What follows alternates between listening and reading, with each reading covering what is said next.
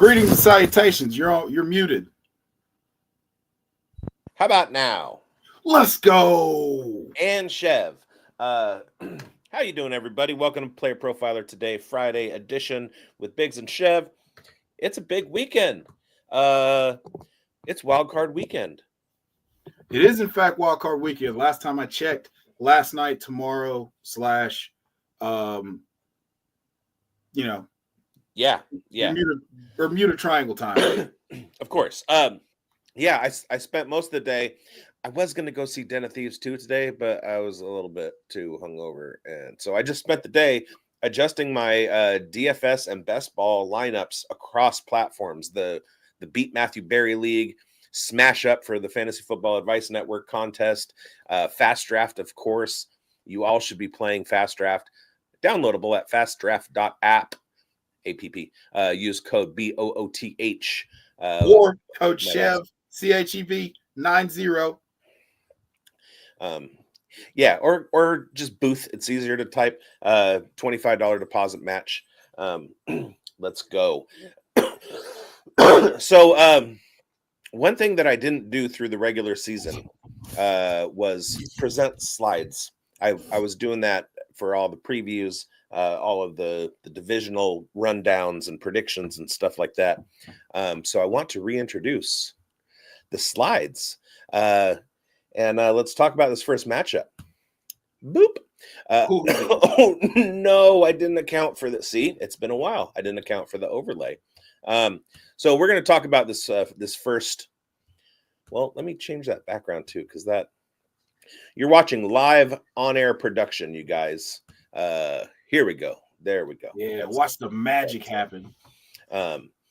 Or we could do this one. No, I like that. I like that one better. Okay, so we're talking the Los Angeles Chargers traveling to Houston to play the Houston Texans. Currently, the Chargers are a 2.5-point favorite.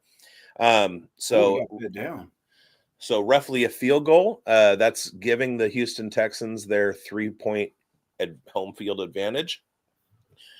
One of my most played DFS guys this week has been Ladd McConkey. And I like what I think he's going to do to this Houston defense. And, it's a seed upset, but I think the Chargers being favored is smart money.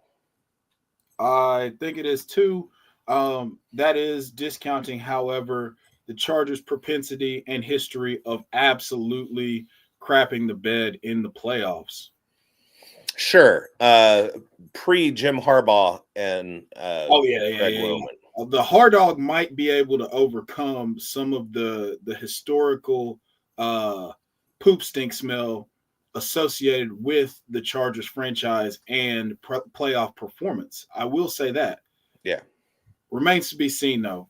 I have a little bit of trepidation, although hard dog is the man. It does give me a little bit of pause to say Chargers being favored in a playoff game. We watched them blow a 28-point lead a couple years ago. That's still stuck in my brain, but also we trust in hard dog unequivocally. Yeah, and don't forget, some people discount, I want to say it was 2022, week 18, final game of the season. It was do or die, winner to the playoffs. So essentially it was a playoff game. In addition, also, it was the first week that there was a 17th game on the schedule. So what NFL players had experienced before was that the 17th game was always a playoff game. That was the Raiders and the Chargers. That was the field goal game where everybody was saying, just let it be a tie. And not everybody was saying that. I certainly wasn't. And the Steelers would have been knocked out, but the Raiders couldn't control themselves. They kicked that field goal to win the game. Chargers out of the playoffs, Pittsburgh Steelers in, Raiders in. After a almost miraculous 4-game streak to end the season under interim coach Rich Bisaccia. Let us not forget that season and our heralded saint Derek Carr. So I want to talk about how these two teams have played over the last 6 weeks, because I think that's going to be our better gauge. Their actual ability to play American tackle football. Yeah, over the last 6 weeks, because the Chargers have been on a heater. Correct. And the Texans have been on what is going to be referred to moving forward as a cold snap. Yeah.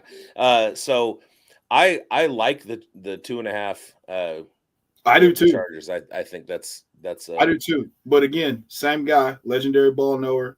Also thought Cleveland was going to go in there and win last year. So, yeah. Who knows? Who knows? I want to. There it is. Okay, here we go. Yes, sir. And all right. So we got our next game. Let's talk about you. I'm sorry. That was supposed to be somebody else. That the Titans didn't draft because they drafted Treylon Burks ahead of him. Sorry about that. Oh no. Sorry. Okay. These are the games that we're playing now. Okay. Titans drafted Treylon Burks ahead of George Pickens. Got it. Also, yeah. We're aware. They also drafted Rashawn Gary before Lamar Jackson. So I apologize. We didn't draft Rashawn Gary over Lamar Jackson. Yeah, that wasn't supposed to be in there. There we go. Okay. You mean Rashawn Evans? Rashawn Evans. That's what I meant. Yeah. I knew it was a Rashawn. If you're gonna crap on me, I'm gonna ask you to do it correctly. Okay, let's rewind that. And of course, the Titans drafting Rashawn Evans ahead of Lamar Jackson. There we go. That's the one I was looking for. Cool. Love that. Love it. All right. Steelers are dogs in Baltimore by 8.5. It's bet down to 8.5. It was at 9.5 earlier this week. That you got some Steelers money on the game, apparently. I don't like it. I don't like that line. Another guy that I've been throwing into all of my DFS stuff has been Lamar. I think that the Ravens are ready, and they're going to absolutely destroy the Steelers this week. I think you are correct. I think it will happen via performance of Derrick Henry, who went for 162 yards against them in week 17. And that was the Konami, that was the skeleton key to this offense and figuring out how to navigate the Steelers' success against Lamar. Take the ball out of Lamar's hands. Nobody has the answer for the 250-pound monster who can run 21 miles an hour in the open field. That's just science. So, yeah.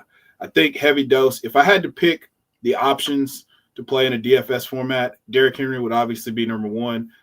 He would also be my number one anytime touchdown bet.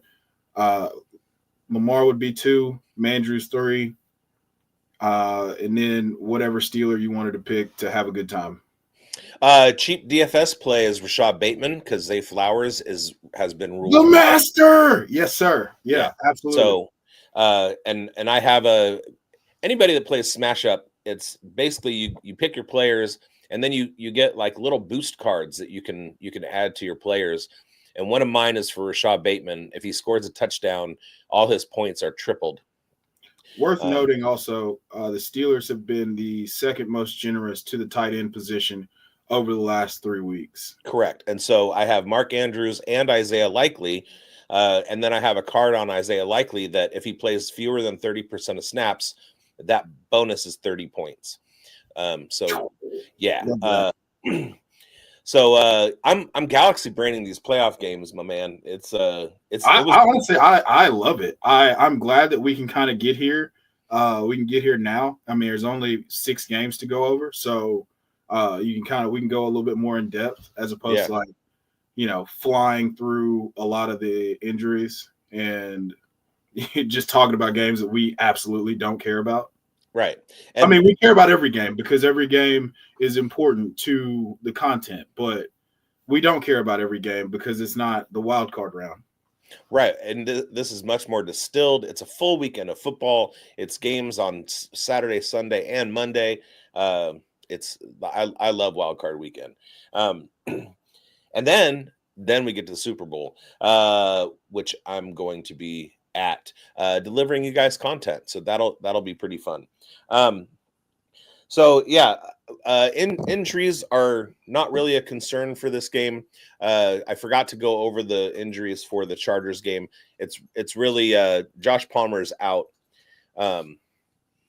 and Yeah, Huge was questionable. J.K. Dobbins was listed as questionable. I don't think that the Texans have any injuries that we don't know about. Tegan Quatoriano is out. Yeah. Tight end, third string tight end for everybody's favorite Texans. That helps no one. Touchdown vulture. I would have put an anytime touchdown on him if he was playing. That's fair. That's fair. I probably would have gone with someone who was not named Tegan Quintoriano, but that's a thing that he's doing, and I respect that you're doing it. Well, I'm not going to because he's out. But if he was playing, probably Underdog would. If you were to do that, sure. And Underdog would likely have had like a 6.75% boost on that play. Yeah, I mean, either that or they would have immediately sent out like, "Do you need gambling help? Call 1-800-GAMBLER." That do that. I'm going to check real quick on what the line is, if they even have it for Tucker Fisk. If they have a line for Tucker Fisk, I'm doing it just because. Well, he's in Smash Up, and in one of my lineups, I used him with the 30% snaps card. So he's definitely gonna be under 30% snap share, and he's gonna get me 30 points out of the flex position. Instead of, another like wide receiver 3 getting 15 points. I'm banking 30 in that. Smash Up is fun. It's good to get in there. All right.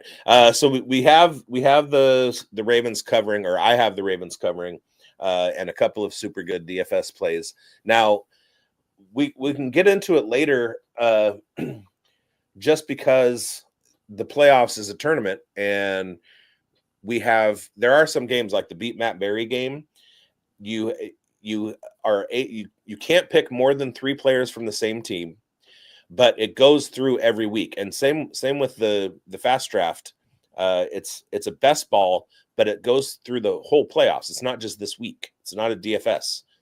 So you kind of have to figure who's gonna go the whole way, because as soon as you have players that they're eliminated, they're not getting you points, and the thing is to win the whole tournament. So Lamar Jackson is absolutely on every one of my teams that's like that, because I see the Ravens going to the bowl. I've got Ravens Eagles. That's what I have. I think that the big brain galaxy move that they needed to make in order to get past the boogeyman in Kansas City was to bring in the boogeyman to Grant the boogeyman. Alcantara. Yes, just like everybody planned it. But yeah, bring in the boogeyman to the boogeyman. The Chiefs have never really had an answer for Derrick Henry. In 2019, in the playoff game, when they faced Derrick Henry, he was killing it in the first half, and then Arthur Smith decided to go away from him in the second half, put the ball in Ryan Tannehill's hands. Why, I don't know. That's not what we're talking about right now, though. The point is, Derrick Henry, legendary killer of the Kansas City Chiefs, you go get the one chess piece that can account for that. If you decide to account for Lamar, Derrick Henry will ruin your day. And that is exactly what I feel like we're about to get. To quote Jason Moore, there's snow on the ground in Vermont, and Derrick Henry is about to do work. That's a great quote. I like that quote. Yeah, I'll disagree with you on the Philly call. And I have Detroit, and it's mostly wishful thinking on my part because I want to see Jared Goff in the Super Bowl. But Philly, understood. Yeah. I'm just saying. Here's my thing. If that defense were at full capacity without question, they're the best team. They're the best team in the NFL. With 8 players that were starters on September 10th or September 9th, whenever the season started, being on IR, one of which being a generational pass rusher in Aiden O'Connell. Now, Zadarius Smith has done a great job filling in. Aiden O'Connell, he is not. I mean, Aiden Hutchinson. My apologies. Sorry, your Raiders hat just blinded me. Congrats on Shedeur Sanders, by the way, buddy. Hey, we're not taking any questions on that at this time. I would also like to point out that if I'll say this, if the defense can summon up whatever it was that they did to the Vikings, yeah, I'll pick them to win because they're going to be. I mean, if they play match up and play man and zone and confuse the heck out of Jalen Hurts, then yes, that is my conference championship prediction. And the fact that it's in Detroit does help tremendously because I would like them less if they had to go to Philly and win. However, I think that Eagles team, fully healthy with their defense, firing on all cylinders versus the amalgamation that Aaron Glenn is forced to play with, I find myself landing on the Philadelphia Eagles side.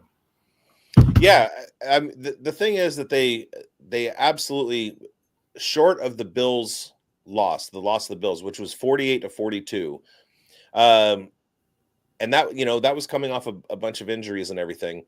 Short of that, they basically like ran the table from week 3 on, right? So they lost one game between week 3 and week 18. They put the hammer on the Bears. They put the hammer. I love asthma. They did score 42 on the Bills. They beat the Packers 34-31. They put 40 on the 49ers, and then 31 on the Vikings, who had a pretty good defense. So their offense is going to keep them in the game, no matter who they're playing. And the adage is defense wins championships. And what impressed me about the Vikings game was they held the Vikings to single digits. But not only that, they did it with basically an infirmary in their defensive positions. And they did it with scheme. And it was Aaron Glenn that 100%. Absolutely secured that game. So where normally I would say, well, it's a personnel thing. They're down a whole bunch of players. They're putting the clamp down, and basically like with Aaron Glenn's mind and his knowledge of his personnel, even his backups and where he can move people around. Amik Robertson was one of my favorite Raiders, and I was super, super upset that they let him go and sign with Detroit. But I love Detroit too, and I love watching Detroit, and I have loved watching Amik Robertson. He's a tiny guy, but he's just an absolute dog, and he's one of those slot corners that plays way bigger than his size. He's a monster, dude. He is a full stop. He is a monster. 5'9", 5'8", 5'9" monster. No, he's an absolute dog on the field, and he gets involved in the run game. He's not like a Deion Sanders with the whoosh, ole, like the bull cape. Like he gets dirty, and Aaron Glenn moved him out of necessity from the slot to the outside, and he absolutely destroyed Justin Jefferson. Yeah. And hopefully Terrion Arnold will be back at some point because he's had a nice little meteoric rise. You look at their safeties, Kirby Joseph is so good. And their Kirby offense, Joseph, Brian Branch. Yeah.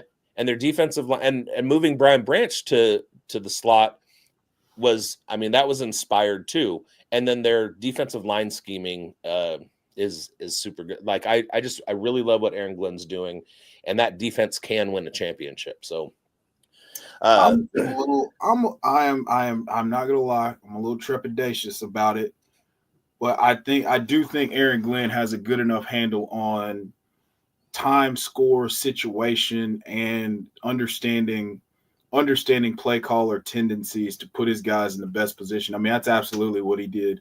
Kevin O'Connell is one of the brightest offensive minds in football, and he's made Sam Darnold's resurgence look as seamless as you possibly could.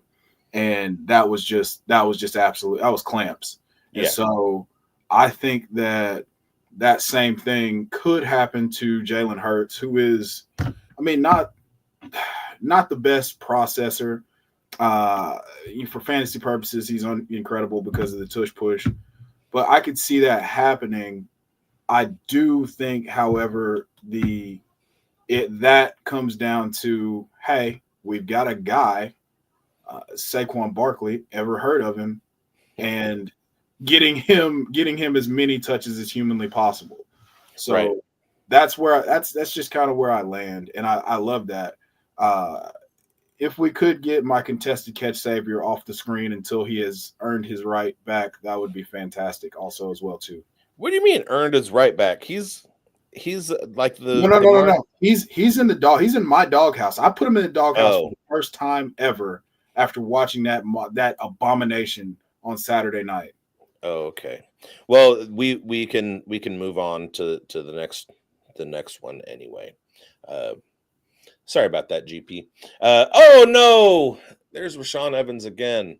Because they also drafted Rashawn Evans ahead of your boy Cortland Sutton. All right, we got the Broncos and the Bills. Okay, all right.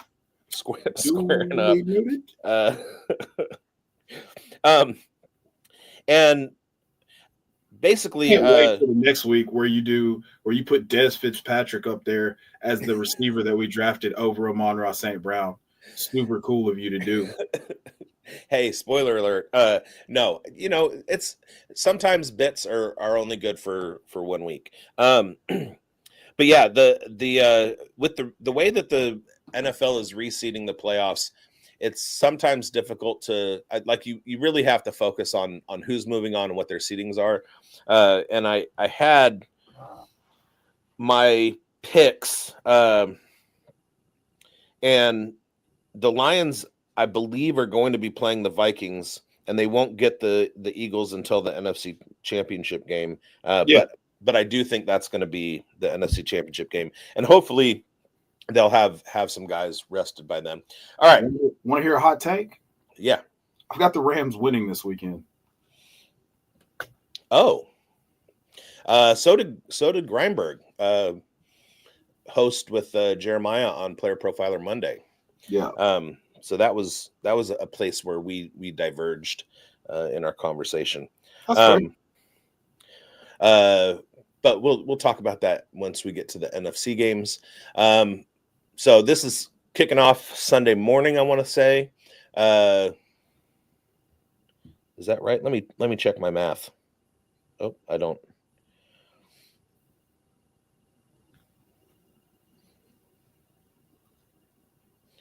The 12th, yeah, Sunday morning, Broncos at Bills. Currently, the Bills are a 7.5-point favorite. The Broncos have been punchy, kind of like the San Diego Chargers, San Diego Chargers of Irvine of Los Angeles. And then as far as the Chargers, Inglewood or Irvine, yeah. All right. So the only injuries to report at this point: Frank Crum, offensive tackle for the Broncos, is out. Tyler Bidet, his sister is a baddie. He's questionable. High school. What's that? We went to the same high school as Tyler Biddet's sister. Well, yeah, I'm sure she probably went there too. Yeah, me, him, Michael Orr, and Greg Hardy. Oh, wow. Yeah, I don't know if he has a sister, but if he did, she'd be a baddie. Did he go by Bidet in high school? Or is that he's like 14 years younger than me, so I don't know. All right. I'm glad that you don't know. All right. And then because that would have been too much exposure for a 32-year-old man hanging out at a high school. And for the Bills, kick returner Brandon Codrington is questionable with a hamstring, but they're a full healthy squadron. I like the Broncos and the points, but the Bills to win. I'm good with the Broncos and the points. However, I could see this being like Josh Allen just doing Josh Allen stuff and this getting out of hand pretty quickly. The problem I have is I don't know where the Broncos points are going to come from if it's not jump balls to Cortland Sutton. Audric Estime. Nope. Not doing that. Not even if there's a fire. So, Devon Vele. yeah, Marvin Mims. Maybe. Yeah, I I believe that from a talent perspective, this could get out of hand and be a 35-point win. Yeah, I don't. Yeah, that's kind of where I land, just because the Broncos are ahead of schedule and the Bills are on a death march towards the AFC Championship. The only thing that I see is it is playoffs. They didn't win a bye for the wild card weekend, so they're basically the top seeded wild card week team, and there's not a reason to. I mean, there's not a reason to go full throttle if there's a way to kind of preserve things. And the Broncos defense isn't terrible. You know what I mean? So I do see Josh doing everything that he needs to do to move the team the next step forward.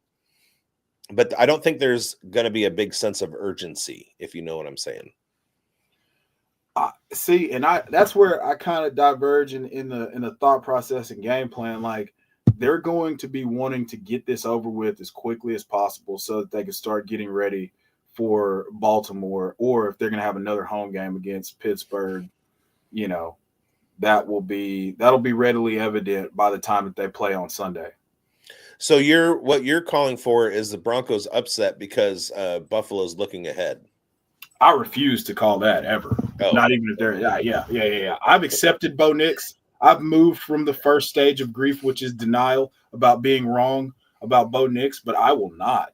What I won't do is ever believe that he's going to beat that beast over there on the right-hand side of the graphic, Josh Allen. That's what I'm not going to do. Especially in that gross orange color. What were they thinking? All right, next game is going to be the Packers and the Eagles. We have the Packers with a 3.5-point deficit, or 3.5 point. They're dogs by 3.5. I that's a line I hate too. I don't see the Packers staying in the building. No. I think that, so from a fantasy perspective, Christian Watson is fantasy irrelevant. However, what he does open up, being the size speed freak that he is, and the way that they use him at on clear outs, and the attention that he draws, I think that that's something that they will not have a definitive answer for out of the gate. And I think that with the way that the Eagles play too high, and the addition of the Clampers, we'll call them, and Guantanamo Bay, I don't see the Packers having very much success. It's not highly dependent on Josh Jacobs being a superhuman. And it just so happens that you have a first-team All-Pro up front in Zach Bond, and you have Pro Bowlers, another Pro Bowler in Jalen Carter, and Jordan Davis is just a literal mountain in the middle. So I don't see them having much success on the ground. And the secret to their success came from them taking attempts away from Jordan Love and giving them to Josh Jacobs. And I don't see that formula being a formula for success against the Eagles. Yeah, and Christian Watson is out, so there's no real deep threat to stretch the defense out. In addition, Andre Dillard, Brenton Cox, TJ Slayton, Quay Walker, and Evan Williams are all dinged up, questionable for the Packers. For the Eagles, Trevor Keegan is out, and Raiders legend Byron Young is out as well. So yeah, it's going to be the second slate on Sunday, and the Eagles are getting Jalen Hurts back. That's a game changer. They did play okay with Kenny Pickett, but AJ Brown is healthy, and Devontae Smith is healthy, and Dallas Goedert is back, and no injury designation there. So they're running with a full squad. Then you add the Saquon element, and he's matchup proof, where I don't think Jacobs is matchup proof. he can be dealt with.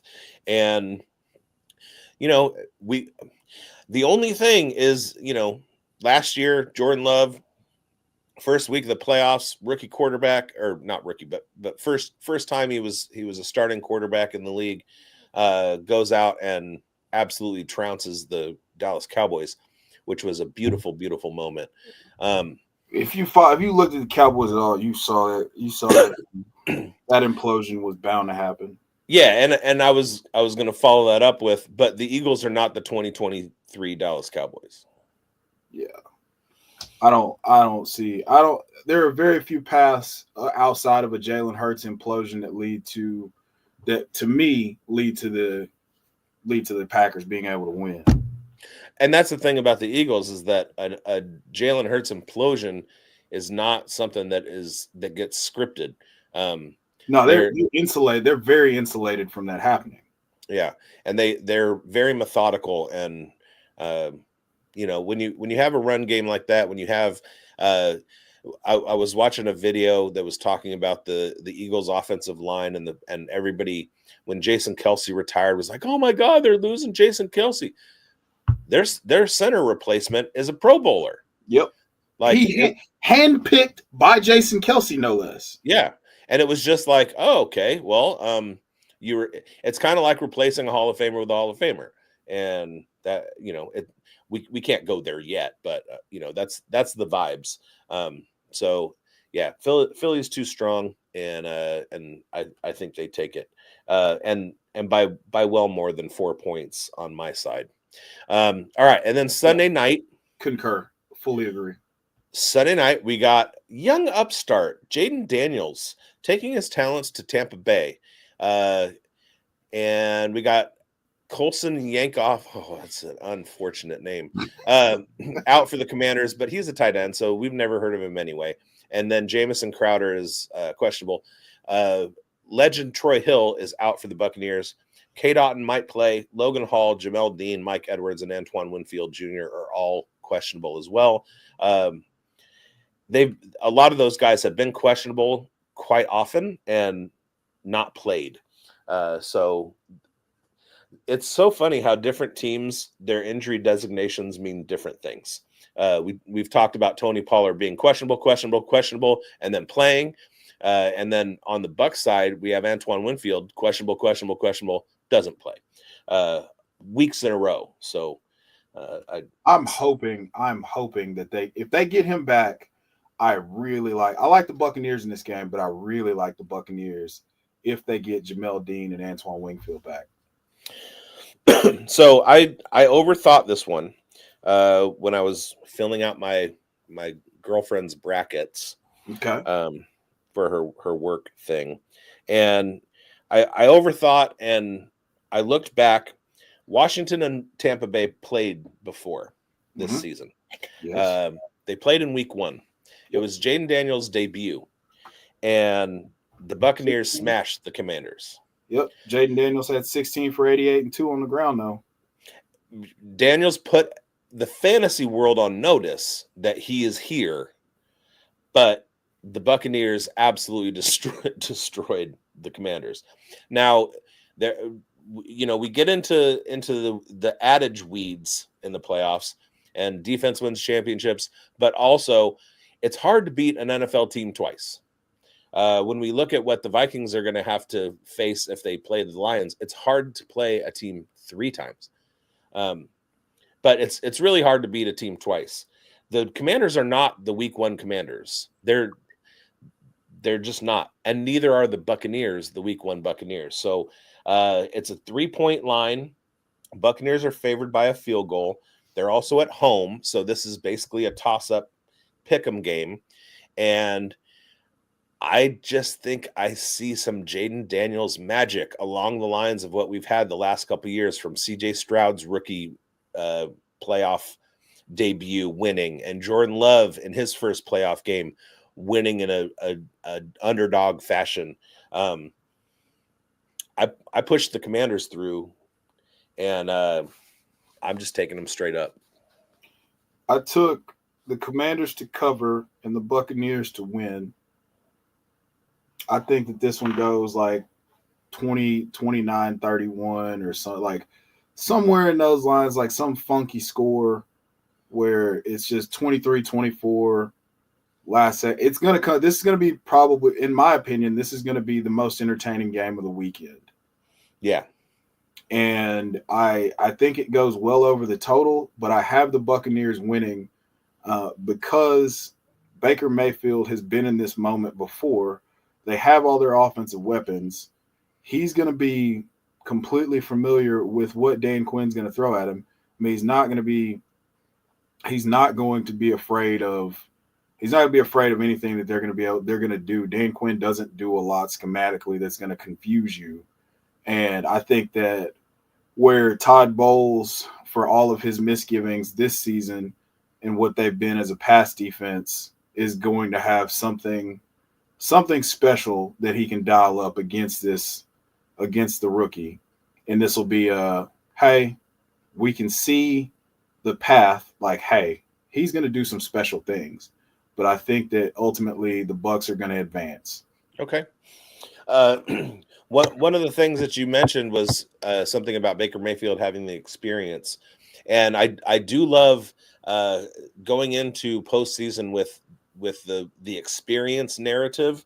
My favorite example of it is in the 2010 World Series.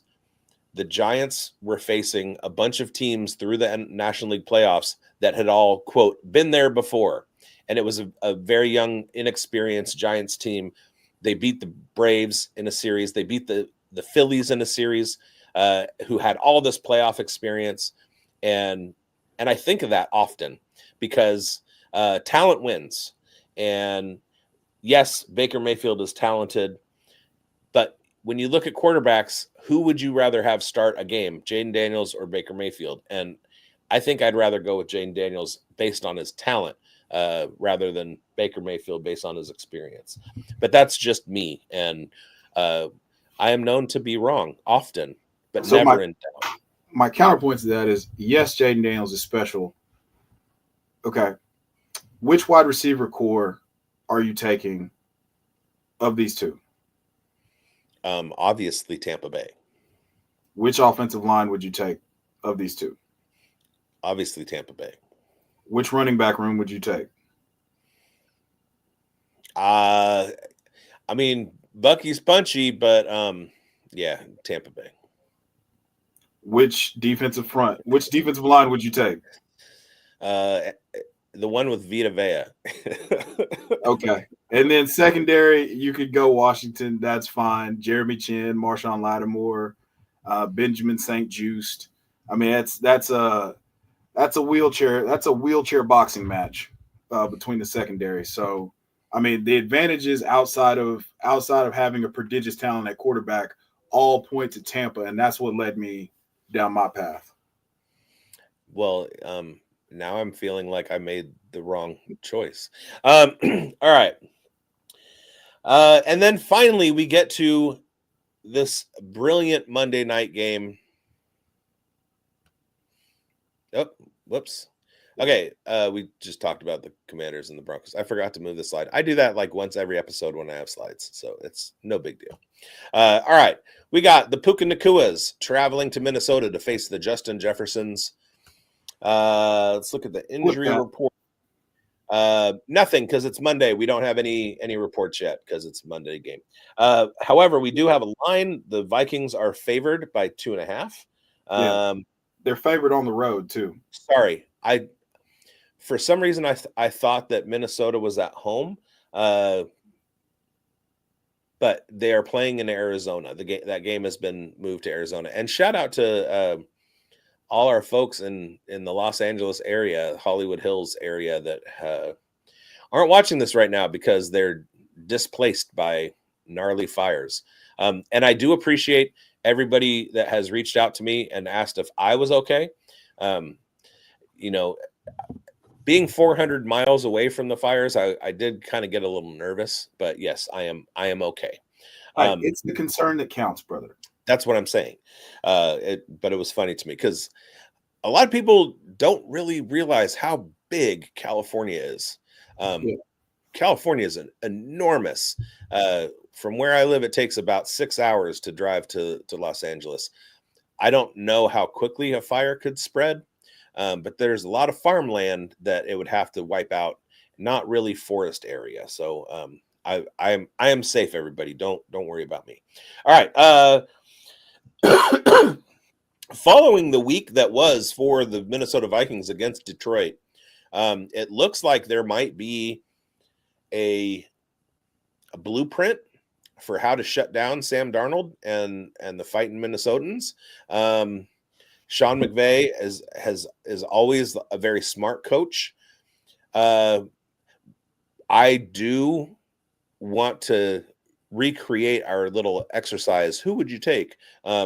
Because I like Minnesota's talent level a little bit better. I don't think Kyron Williams is going to be able to do much in this game. You have to trust the Stafford to Nakua connection. So I think this is going to be a very, very low scoring game. I don't think it's going to turn into shootout mode. But Vikings are favored, and I favor them too. I don't know if I'd bet. I think I'd put money on the Rams, but in a pick'em, I'm going Vikings. So I ended up going Rams with this one. Looking at Stafford's experience, them getting healthier on the offensive line than they had been throughout various points of the season. It's not going to be a Kyron game. This is a Stafford's brain game versus Brian Flores. We've already seen how that played out earlier in the season. Granted, it did come down to a missed face mask call on Sam Darnold. And I find myself, if you're looking at the more talented receiver room, yes, that is the Vikings. If you're looking at the better offensive line, I'd give that to the Rams. You're looking at the better defensive line, that defensive line / front seven, I give that to the Vikings. Although Jared Verse did record 64 pressures this season, which was only second to Myles Garrett. So that is something of note. He's special.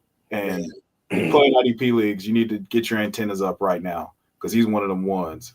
So I still get, that being said, I still give the advantage to the Vikings defensive line with Jonathan Grenard and Andrew Van Ginkel, jack of all trades, doing his thing. Harry the Hitman doing his thing in the secondary. Byron Murphy. They got Stephon Gilmore, man.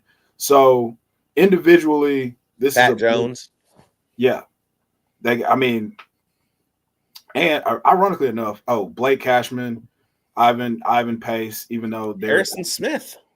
Yeah, that's what I said. Harry the Hitman. Oh, okay. I give the advantage defensively, but I just think this is a Stafford and McVay brain game, and they figure it out like they did the last time. And I think that they're going to be able to. I can't bring myself to bet on Sam Darnold on the road in his first playoff game. That's fair. But you know what?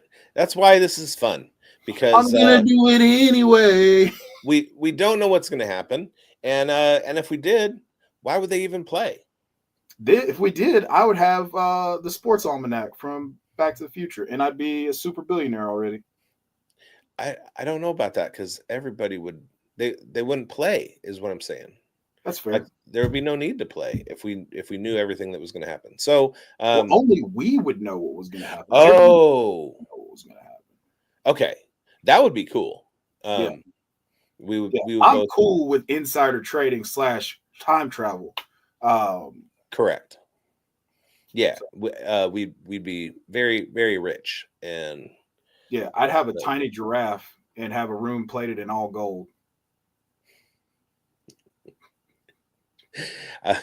I would have a vault built into my home and just fill it with gold coins that I could swim in. Yeah, because I'm a duck.